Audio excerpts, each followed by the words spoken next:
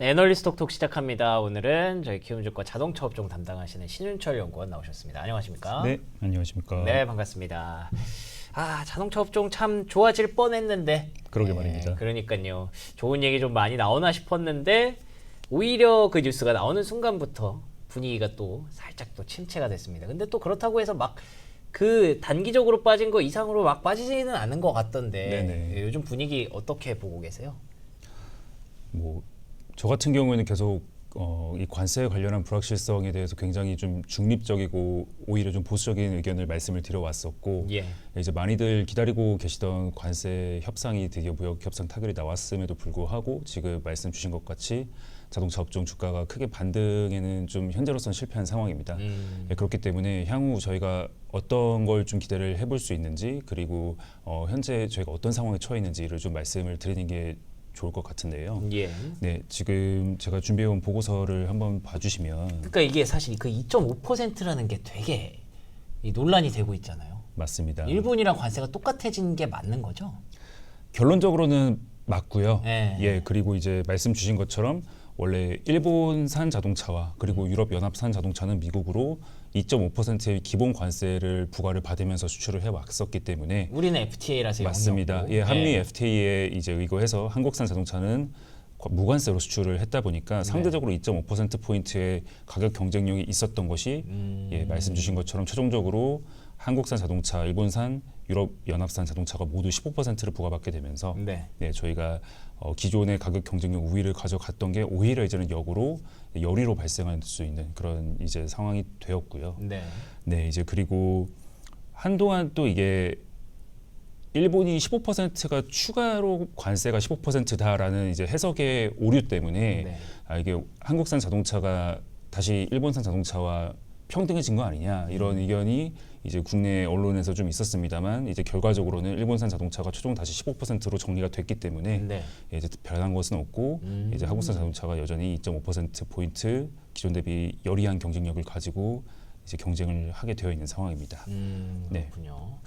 이게 참 애매하죠. 이렇게 되면은 원래 갖고 있었던 어드밴티지를 뺏긴 거니까. 맞습니다. 그러면 그걸 놓고 우리가 막 그렇게 나빠졌다고 보기도 또 애매하거든요. 맞습니다. 똑같아진 상황에서 우리가 진짜 불리하다라고 얘기하는 것도 사실 현대차가 그동안 쌓아온 그게 있으니까 정확하게 좀 어떻게 보세요? 그러면 일단 아까 그 보고서 잠깐 다시 봐주시면 그 중간에 제가 밑줄 친 게 있는데 현대차 그룹의 주요 미국 시장에서 매출원은 아무래도 이제 제네시스와 같은 럭셔리 세그먼트도 요즘에 잘 하고는 있지만 명실상부하게 이제 대중 세그먼트입니다. 저희가 이제 흔히 잘 아는 뭐 이제 투싼 스포티지 이런 이제 SUV랄지 일반 이제 최근에 출시는 됐습니다. 뭐 이제 향후에 나올 기아의 타스만이랄지 이런 식으로 대중을 이제 상대로 하는 가격대 자동차들이 저희가 중요한 건데 이쪽에서 이제 일본산 자동차와 저희가 너무 치열하게 경쟁을 하다 보니까 2.5% 포인트가 가격 민감도적인 측면에서는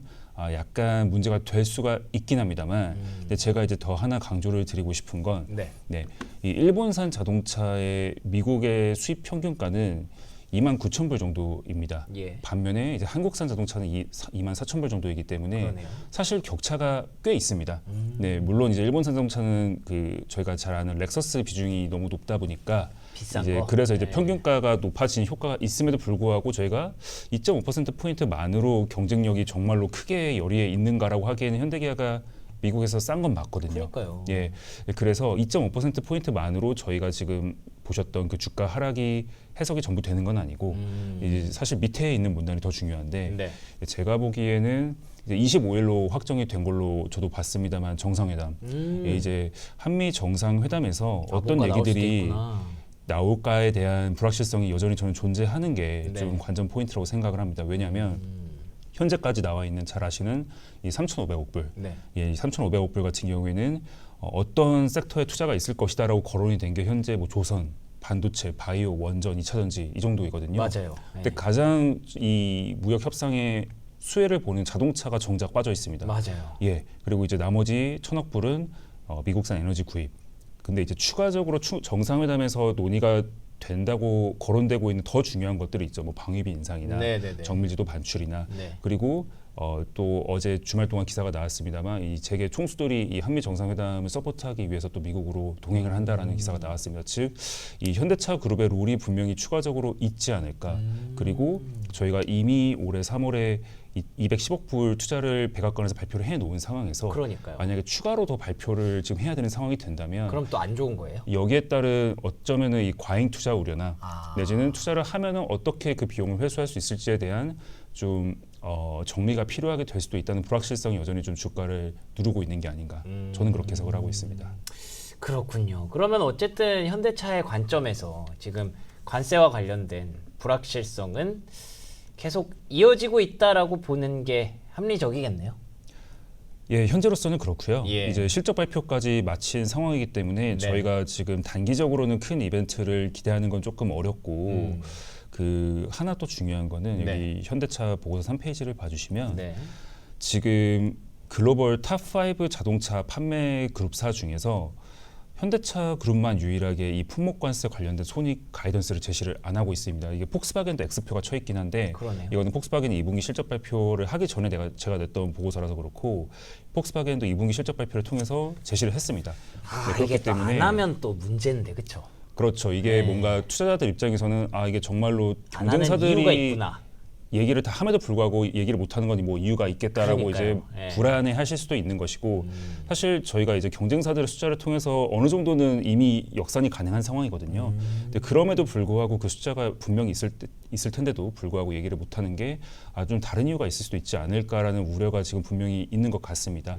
그리고 이제 2분기 실적 발표를 통해서 8월에 이 관세 협상이 마무리되고 나면은 조속하게 가이던스를 발표를 하겠다라고 경영진이 실적 발표에서 분명히 언급을 했는데 저희 오늘 이제 8월 13일이지만 여전히 아무런 메시지가 없는 상황이거든요. 아마도 이제 정상회담을 앞두고 이런 본격적인 소통을 하기에 좀 부담이 있는 게 아닌가 생각을 하기 때문에 제 결론은 정상회담 전까지는 저희가 단기적인 주가 반등의 트리거를 찾기는 좀 어려울 것 같고 만약에 이제 정상회담을 통해서 저희가 방향성을 찾을 수 있게 된다면 그 다음부터는 저희가 좀 새로운 투자 아이디어를 발굴해 볼 수 있지 않을까 생각을 합니다. 알겠습니다. 정상회담이 굉장히 중요한 관건이 되겠네요. 25일로 예정이 돼 있습니다. 근데 오히려 거기서 뉴스가 나오면 또 괜히 악재가 되지 않을까 그게 좀 고민이기는 한데 그래도 조금이나마 풀어가는 무언가를 내준다면 그러면 또 한 번에 숨통이 트이는 구간이 되겠죠. 조심스럽게 지켜보도록 하겠습니다. 그래서 좀 다른 쪽으로 한번 눈을 돌려볼까요? 현대차는 그런데 만도에 대해서는 그래도 조금 긍정적인 얘기가 있는 것 같더라고요. 리포트에 멀티플이 정상화된다. 이거 왜 그런 거예요? 네, 한번 보시게 되면 만도 보고서 3페이지입니다. 만도의 지난 10년간 PBR 차트를 보시면 굉장히 박스권에서 왔다 갔다 하는 모습을 보실 수가 있는데 10년간 여기 있었구나. 2021년에 고점을 찍고 지금 거의 4년 넘게 장기 우하향을 하고 있습니다. 그러네요. 근데 이제 보시다시피 PBR 0.7배에서 지금 지지를 받고 여기서 버티고 있거든요. 굉장히 장기 지지선이기 때문에 지금 주가는 바닥이 온 게 맞다고 판단을 하고 있습니다만 그러면 무엇이 지금 이 주가 반등에 좀 촉매제로 작용을 할 것인가 그게 저희가 지금 중요한 상황인데 한 페이지만 앞으로 와보시게 되면 하단에 지난 5년간의 주가 차트가 있습니다. 아까 보셨던 2011년부터의 주가 우하향 차트를 제가 어떤 이벤트들이 중간중간 있었나를 정리를 한 것인데 제가 음영 처리를 한 것 세 개만 한번 보시게 되면 만도의 자율주행 사업부 이 ADAS 비율을 물적 분할 공시를 2021년 이제 중순쯤 했었습니다. 기억납니다. 난리 났었죠. 그러면서 주가가 좀 상당히 급락을 했었고 맞아요. 그해 12월에 만도가 인베스터 데이를 진행을 하게 되면서 2023년 이후에 해당 사업부를 물적 분할된 사업부를 IPO를 할 가능성이 있다.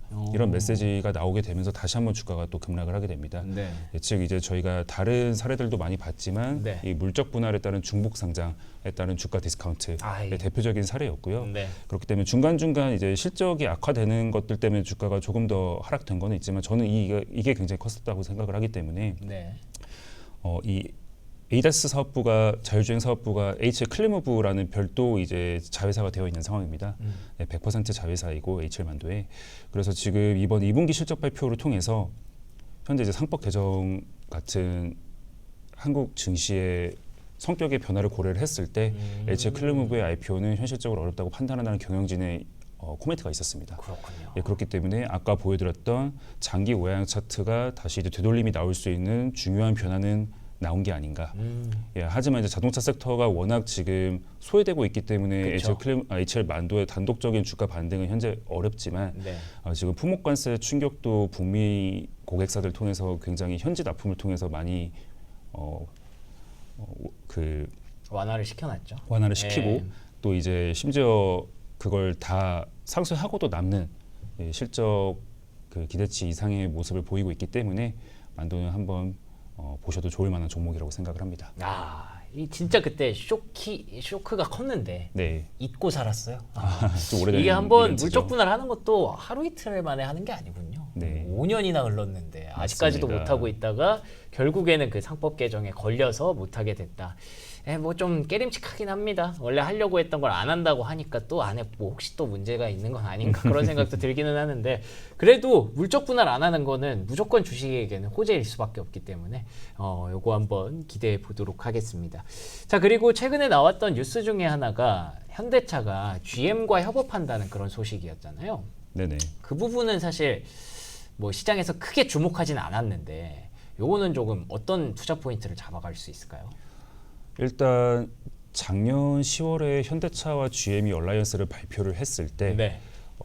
이 트럼프 행정부가 들어선 이후에 관세 충격을 좀 우회할 수 있는, 즉 이제 미국 현지에서 생산량을 확보를 하면서 관세를 좀 완화할 수 있는 그런 카드로 작용이 되지 않을까 맞아요. 라는 이제 그런 기대감들이 있었는데 네. 이제 막상 이번에 발표 뚜껑을 열어보니 미국보다는 중남미 시장에 이제 편중되어 있는 얼라이언스였습니다. 물론 이게 얼라이언스의 전부는 아닐 겁니다. 그쵸. 이제 첫 번째 프로젝트일 뿐이긴 하지만 당장 이게 트럼프 행정부의 관세 충격을 완화해줄 수 있는 카드로서의 역할은 이제 하지 못한다라는 게 좀 보여지다 보니까 사실 서로 힘든 회사잖아요. 현대차나 맞습니다. GM이나. 그러니까 주가 측면에서는 좀 큰 반향은 없었는데 네. 제가 생각을 했을 때는 중남미라고 해도 사실상 브라질일 것 같습니다. 네, 이번에 발표된 내용을 보면은 상용된 미국에서 전기차로 한 종, 그리고 중남미에서는 중소형 픽업, SUV 4종 이렇게 내연기관과 하이브리드를 겸용해서 개발한다고 얘기를 하는데 예. 사실 중남미 시장에서 GM과 현대차가 동시에 공장을 가지고 있는 국가는 브라질이 유일하거든요. 그렇기 때문에 해당 지금 미국이랑 브라질이 서로 뭐 보복 관세 50%씩 하겠다 이렇게 얘기를 하고 있는 상황에서 미국에서 생산해서 브라질로 수출하는 건 단가도 안 맞을 뿐더러 브라질 현재 공장이 있기 때문에 이 중남미에서 유통하는 물량은 아마 브라질 공장이 중심이 되지 않을까 생각을 하고요. 예. 이제 그렇게 된다고 했을 때 현대차 입장에서는 사실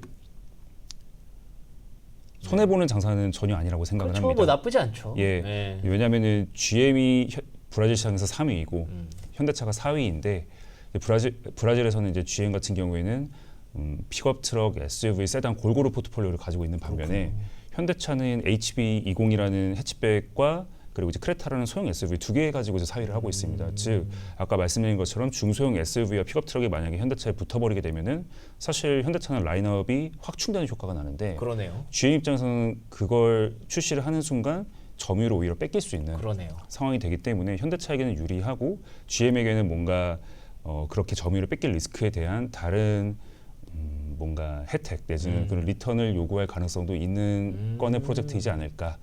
다만 이제 저희가 2028년 출시 예정이기 때문에 네. 지금 트럼프 행정부의 임기와는 전혀 타임라인이 맞지 않아서 그러네요. 그런 쪽으로 해석을 하기에는 좀 무리가 있지 않나 저는 생각을 하고 있습니다. 알겠습니다. 뭐 지금 주가 반응은 없습니다만 그래도 장기적으로 뭐 현대차가 트럼프 대통령 임기 동안 뭐 문을 닫는 것도 아니니까 장기적인 프로젝트는 이렇게 착착 잘하고 있다라는 측면에서 또 점수를 한번 줄 수 있을 것 같네요. 자, 그러면 당분간 자동차 업종 그냥 뭐 만도만 봐야 되는 건가요?